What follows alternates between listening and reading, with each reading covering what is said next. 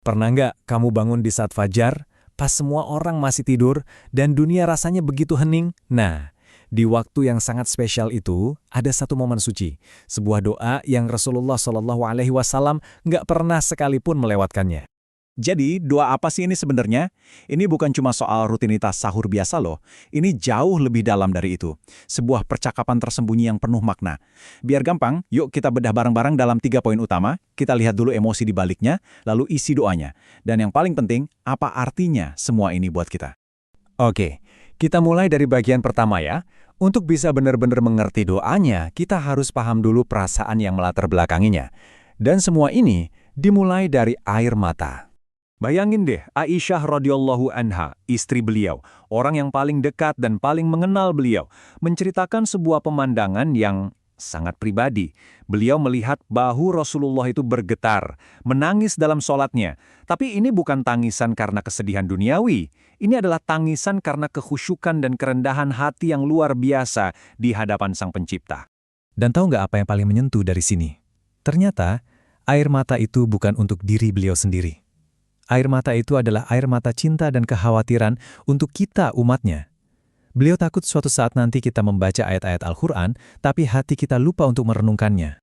Nah, dengan perasaan yang begitu mendalam di hatinya, kata-kata apa yang beliau pilih untuk doanya? Di bagian kedua ini, kita akan lihat bahwa doa itu ternyata dimulai dengan sebuah permohonan yang sangat personal. Coba deh kita renungin sebentar. Rasulullah SAW loh, sosok yang sudah dijamin surga, yang dosanya telah diampuni, justru memulai doanya dengan memohon ampunan dan keselamatan. Ini pelajaran yang besar banget buat kita ya kan, bahwa doa terbaik itu justru dimulai saat kita sadar akan kelemahan diri kita di hadapan Allah. Mari kita lanjut ke bagian berikutnya, dan disinilah doanya menjadi semakin indah. Kenapa? Karena doanya nggak berhenti di situ, nggak berhenti hanya untuk diri beliau sendiri. Nah, di sini kita bisa lihat dengan jelas pergerakan yang luar biasa dalam doa beliau. Dimulai dari sebuah permohonan yang begitu tulus untuk diri sendiri, kemudian doa itu meluas, merangkul seluruh umatnya. Sebuah pergeseran yang indah dari aku menjadi kita. Dan inilah puncaknya, permohonannya menjadi sangat spesifik, meminta agar Allah menjadi pelindung bagi yang tak punya pelindung, menjadi suara bagi mereka yang tak terdengar. Ini adalah manifestasi dari sebuah rahmat yang merangkul semua orang, tanpa terkecuali. Oke, jadi poin kuncinya sekarang adalah, apa arti doa yang diucapkan 1400 tahun yang lalu ini buat kamu? Di sini, saat ini. Nah, kita masuk ke bagian ketiga dan terakhir kita. Kita perlu melihat sahur dengan cara yang baru. Sahur itu bukan beban, bukan cuma sekedar makan. Sahur adalah undangan. Ya, undangan ilahi.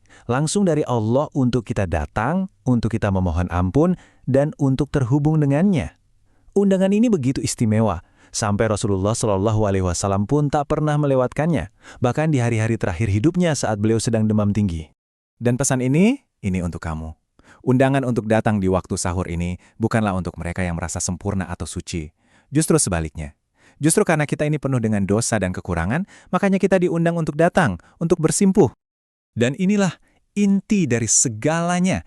Jauh sebelum kita lahir, jauh sebelum malam ini, dalam keheningan doa fajar itu, Rasulullah SAW telah mendoakan umatnya. Itu berarti termasuk kamu. Beliau telah memohonkan ampunan untukmu secara pribadi sebagai bagian dari umat yang sangat beliau cintai.